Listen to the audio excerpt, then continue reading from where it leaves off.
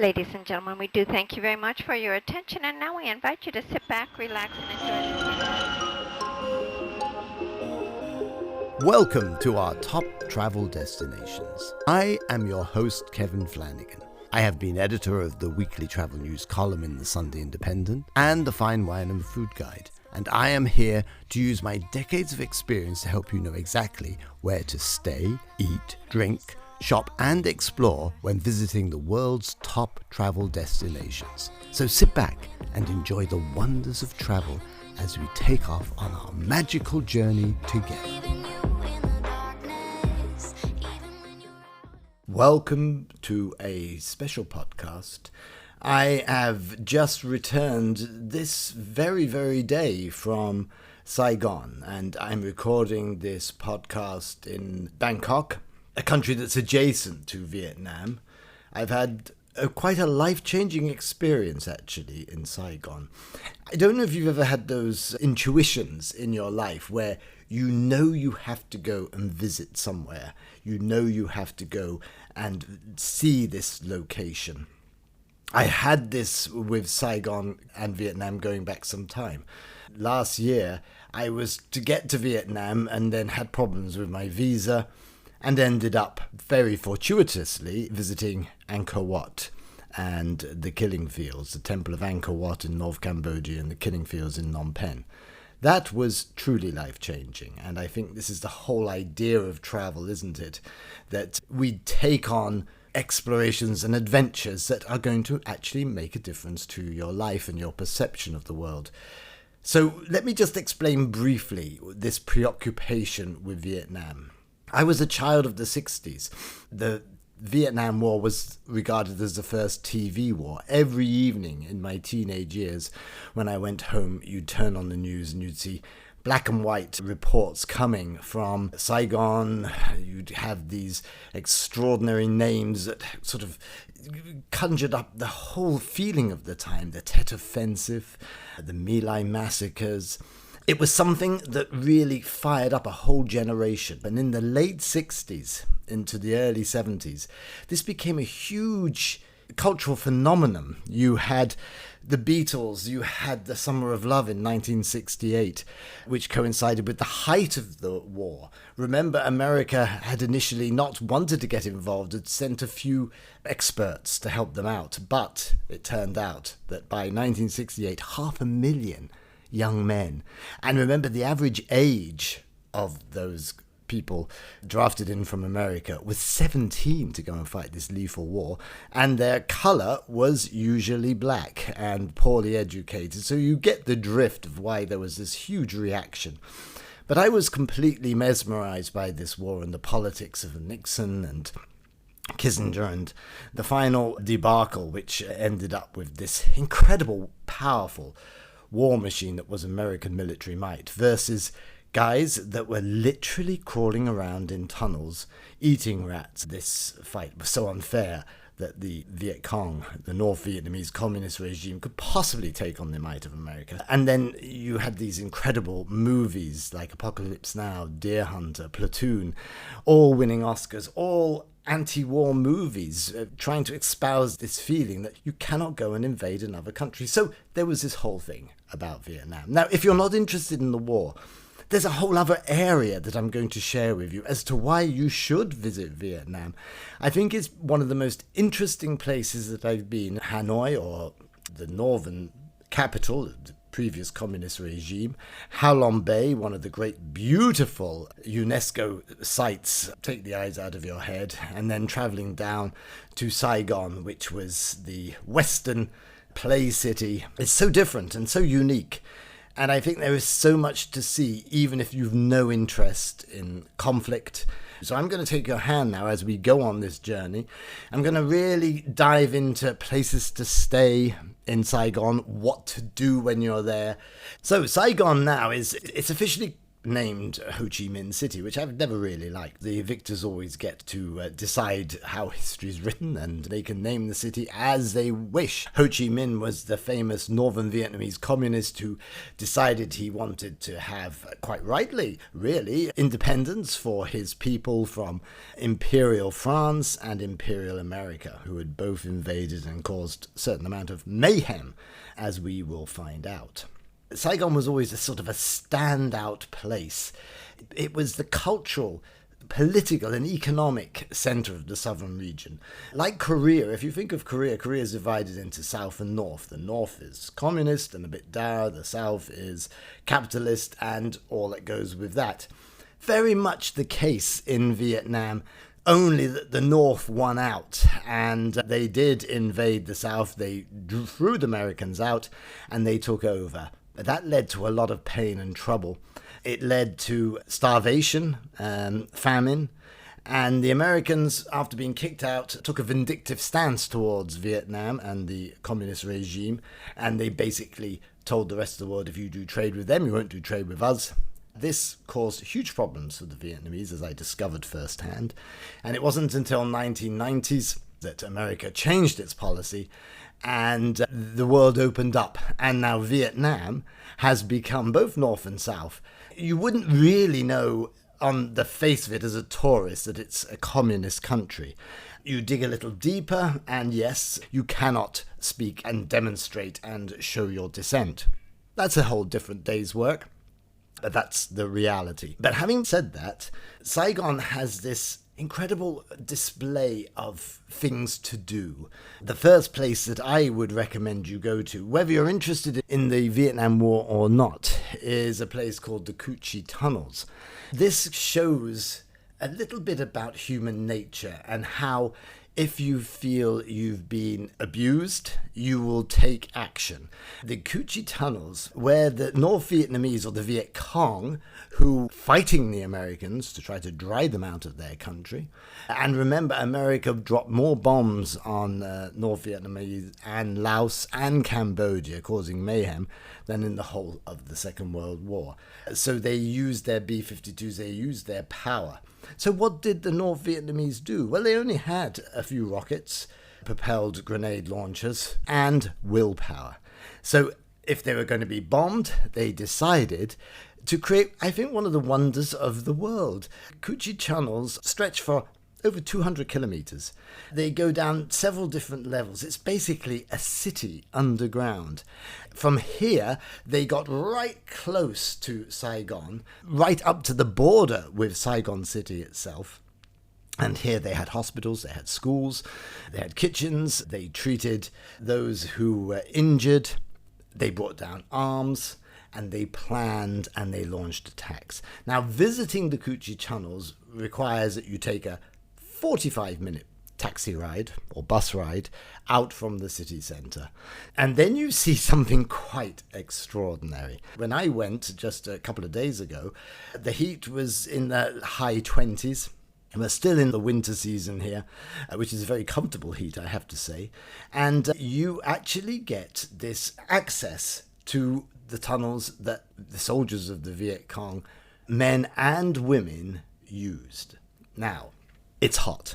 You have to go down these incredibly small openings because the Viet Cong were basically starving soldiers. An army lived on rats and rice, essentially.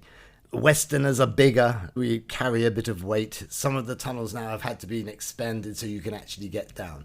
But I can guarantee you it is worth the effort just to see the heat, the mosquitoes. Down underneath the ground there were scorpion spiders, poisonous snakes. They had to have, because the Americans used to try to search them out with special dogs they brought in from the States. It was the only way they could actually find the trace, because they turned termite mounds and hills into sort of breathing apparatus. They'd put very well concealed bamboo shoots up so air could actually filter down, and up to Tens of thousands of soldiers, women and men, served and lived under these tunnels. At night, you go down there, you join them, you see what it's like. I suffer from claustrophobia. It is challenging, but it is actually incredible. And you get to see how they emerged, they made their attacks, they retreated, they covered their tracks. They had things like shoes that were the wrong way round, so it looked as if they'd walking away from where they lifted a lid to go down and covered it with leaves. They put various things like pepper down to put off the dogs. Eventually the Americans used to bring huge tanks in to try to crush the tunnels. They knew they were down there somewhere because they come out and fight in the night and disappear, literally, off the face of the earth. All the horrors of war went on. But visiting the Cu Chi tunnels is absolutely incredible. And I'd very strongly recommend that. Another thing you can do is they have the Remembrance Museum. You get to see the American and the North Vietnamese approach, mainly through the photographs of some of the great war photographers from France, from the States, and from the North as well. And I'm going to post some of these images on the article that will go with this. This is a fact sheet that goes with this podcast. I'll post a couple of those links so you can see some of these pictures. Most famously, there's the assassination of a Viet Cong captain during the Tet Offensive. He was summarily executed in the street, and this was caught by an American photographer, which won the Pulitzer Prize. It's shocking, but it's incredible. This is regarded as the photo that stopped a war. Such was the power. It appeared on the front pages during the Tet Offensive. And then there's the girl who was caught in the Palm attack, and you see her running up the street from her place where they've just been exposed to napalm, and she's burning. And this photo again stirred up the horror of war for the American public and the UK and European public, and really fueled the anti-war movement. So I'm going to include those in our www.thetoptraveldestinations.com website, which there'll be a link below this podcast so you can go and have a look at that. Now, to get away from the war, there are so many other wonderful things to see in Saigon. It's a city that's buzzing. I actually prefer it to Bangkok. Bangkok is a place that I love. I always try to come here in January when it's cold in Europe, which I'd strongly recommend you try as well. And it's a great staging ground to go off to Laos, which I've just come back from, Cambodia, Myanmar, China, and Vietnam. So it's a fantastic hub. Bangkok's very, very intense and very polluted. Saigon has a little bit more life to it, and it's cleaner, strangely. There is not quite the pollution, even though there's bikes everywhere. There's a great wonder of going around Saigon. So where would you visit? What would you do? Well, there's the Tan Market. This is a fantastic, bustling market right in the heart of the city. An ideal place to shop for local crafts, clothing. Vietnam obviously has this reputation for knockoffs, which is true. You may make up your own mind on that. But the standout thing, as in most of Asia, is the street food. It is brilliant. But don't forget to haggle. I noticed that it's actually worth your while. They have enough English. Numbers are numbers. They don't need much translation. So go to the markets, go to the stores, eat at any of the street food markets. I'm going to recommend a couple of really interesting places. Another place to visit would be the Cathedral Basilica, Notre Dame. This is an iconic red brick cathedral. This is, again, the French colonial architecture which you see across a lot of Vietnam, because it was occupied and run as a French colony for many, many years. And you can see this old-style architecture. So go to the cathedral. It's near the Saigon Central Post Office, and it's well worth a visit. Another place is the Independence Palace. This, of course, has a huge history to it. Attacked so many times during the war and became sort of a symbol, like the White House or number 10 Downing Street. It's now called the Reunification Palace because the communists now run the place. And you can see all the events of the Vietnam War unfolded here. And it's a beautiful place to wander around, have a coffee, sit down, and take it all in. One place I would recommend is the Saigon Opera House. That's bizarrely, you may think. But you can attend a cultural performance here in this fantastic. Again, a colonial, stunning French building. Classical music, concerts, and local dance. But after you've tried these various outlets, it's all about coming back to the street food. You've got these incredible dishes that are iconic dishes for Saigon, like po, noodle soup, banh mi, this is a sort of a Vietnamese sandwich, bit tit nong, that's grilled pork with vermicelli, yum, yum, yum. And I love just a simple fresh spring roll from the street vendors. You can also, once you've had a long day exploring, there's a lot of massage parlors. Now, massage parlors get quite a bad rap in Asia, but you can get fantastic massage for very, very cheap. They do different oils, coconut oils, lemongrass oils, and a lot of them are very, very skilled practitioners. So choose carefully. I think that at the end of the day, you can afford to have a daily massage. A combination I love is manipulation followed by oil. That's probably an hour and a half, and you'll get it for $8 or $9. Because Saigon is such a buzzy place, it's a great way to relax. Some other places I would recommend you spend time going to. Pick 1 or 2 a day if you're there for 2 or 3 days. Chinatown or Kowloon, the bustling streets of Kowloon. This is where you can visit temples, and you're going to get the Chinese Vietnamese cuisine, which is slightly different. Well worth trying. I hung out with some local Saigon people and we sampled some really brilliant stuff, and I'm going to tell you a little bit about that. And then you can also shop for traditional herbs and spices and bring them home. A park to visit would be the Tao Dan Park. Watch locals practicing Tai Chi. I joined in there. There's a wonderful atmosphere. It's a little sanctuary. You've got these wonderful birds in the trees singing their songs, and you're just away from the hustle and bustle, even though you're right in the middle of it. And at night, if you want something to do, well, there's a cruise on the Saigon River. You will really get to see how modern and Bangkokian Saigon now looks. There's skyscrapers, they're covered in these LED light ad displays, which are absolutely high definition. Movies playing deep into the night, and it's an amazing view, and you get a little bit of breeze on the river. Just make sure you've put on your anti-mosquito repellent, because there are quite a lot of mosquitoes and you don't really want to end up with bumps. That's no fun. Now, another thing I really loved, I'm a coffee nerd, as you may know if you follow these podcasts and my Instagram and Twitter feeds. In the bottom of this podcast information on Spotify or Apple or whatever platform you use to consume your podcasts. Follow me on social media, because it's great to share this material, to share this joy of travel. And coffee is one of the great joys. And Vietnamese coffee, like Lao coffee, it has a distinct flavor. They have this traditional drink called Kai Pu Su Da. It's iced coffee with condensed milk. Not my favorite, but lots of visitors and travelers really like it. So give that a try, the iced coffee. Now, for nightlife, and we did sample nightlife, Saigon is broken up into districts. So try District 1, which is really the hub of nightlife in Saigon. You've got a variety of bars, live music. It's pretty vibrant, and there's both Western style, but they're very, very proud of their own Vietnamese pop rock.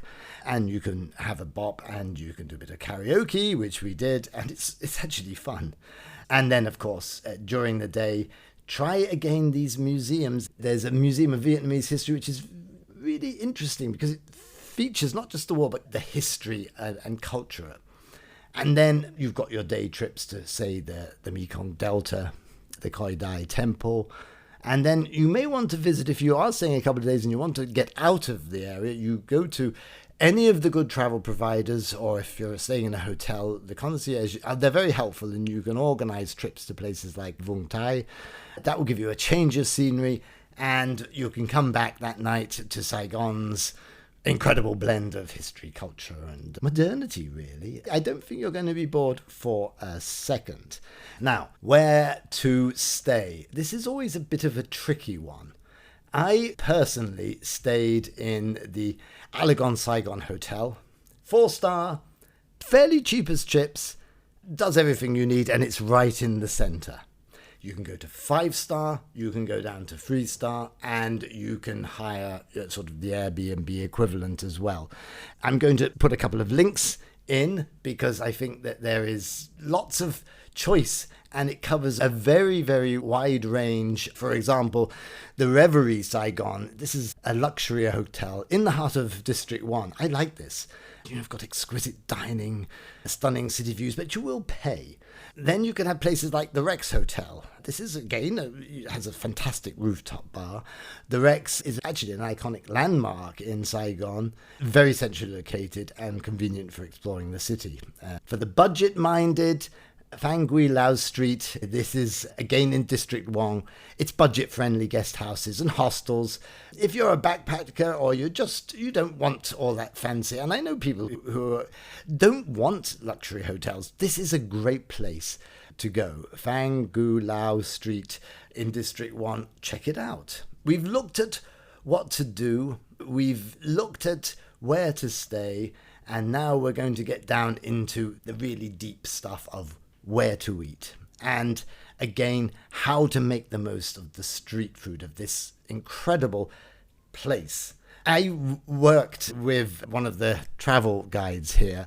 I can't tell you how good it is to find a local guide. They don't cost a lot. Mai took us it cost maybe $70, a taxi out to the Gucci Towers, and at night she took us around to this incredible place where it was built for American troops, and we had a traditional dish, a Vietnamese dish, basically cooked by a housewife who does a little her two side jobs are providing space for people to put their scooters, and scooters is the biggest thing. The biggest way to get around Saigon is by scooter, on the back of a scooter. You'd never drive it yourself unless you were absolutely comfortable on a bike. It's terrifying and exciting both at the same time. It's like a Big Dipper ride, and I will end my conversation with a little bit about my own journey into the night on the back of a scooter. And this particular lady provided absolutely authentic Vietnamese food. You have these extraordinary herbs, the lemongrass flavors, the pork is one of the main ingredients. You have an ice cold beer to knock it all back. Fabulous. And you will find these spots as you walk around the streets, and I would just jump in to any of them. Look for locals. There were locals eating at May's place. If you want something a little bit more non-street, I could recommend Pho Ha Pasteur. This is the place that provides traditional Vietnamese noodle soups. It's their mainstay. Pho, P-H-O, is the name for the Vietnamese noodle soup. And this particular restaurant, serves what are traditionally regarded as the best food dishes, and they are really worth trying. Then there's a place called the Ben Thai Street Food Market, which I actually found really fascinating. You can have these banh mi, Vietnamese sandwich, spring rolls. They're sort of a food on the go, and you'll find the street food market on Ben Than Street is packed with really good things. So make your way down to Kohan Street in District 1, and you will have a lot to choose from. There's another place I could recommend. It's famous for banh mi. This is a blend of very, very particular Vietnamese food. Try it. Go along and try. You'll see the locals again are the guide if you're going to try local dishes and street food and restaurants. You won't go wrong. And the prices are just for a couple of dollars. You will have fabulous soups, fabulous pho, and the flavors will make you blink. And I think that's one of the wonders of travel is you come alive when you eat other people's traditional local dishes. I couldn't recommend them highly enough.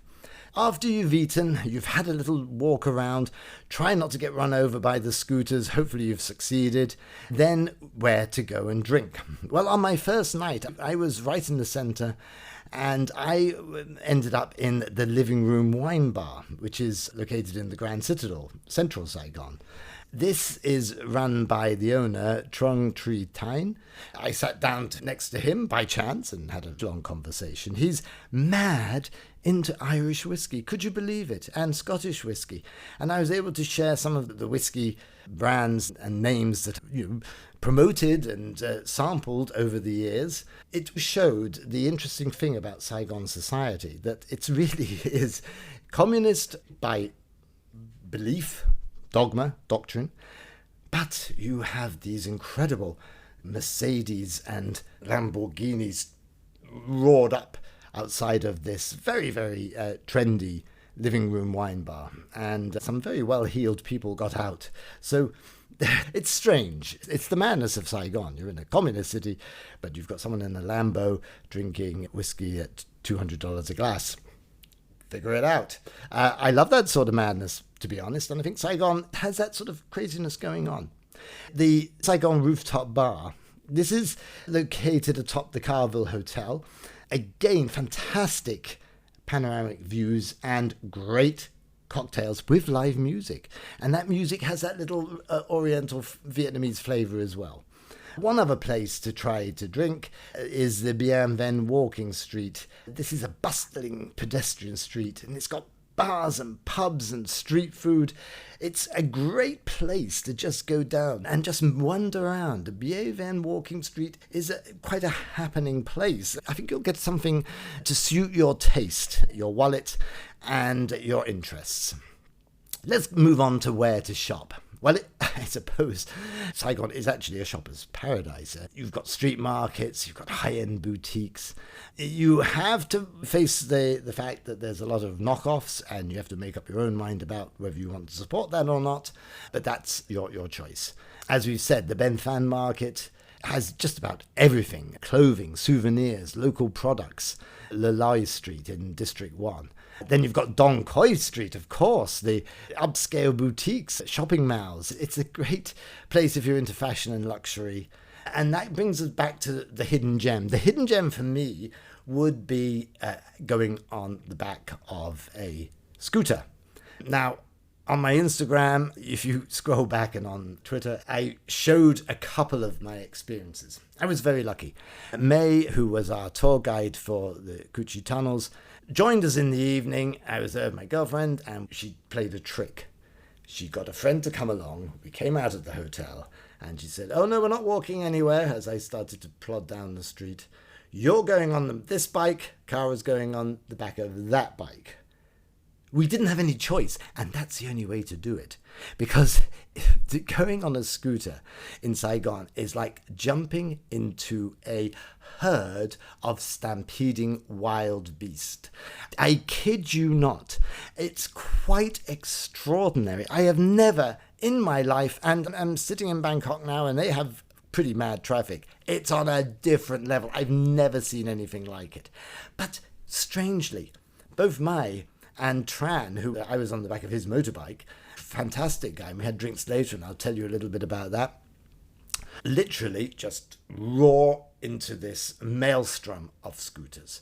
If you get anxious, you're finished. So if you are very faint-hearted or of a nervous disposition, you can't do this. You actually have to resign your fate into the hands of whatever power you believe is there. And I can tell you, I had the most terrifying fun I have ever had, because, you could die on a scooter, I presume. I'm not getting too dramatic there.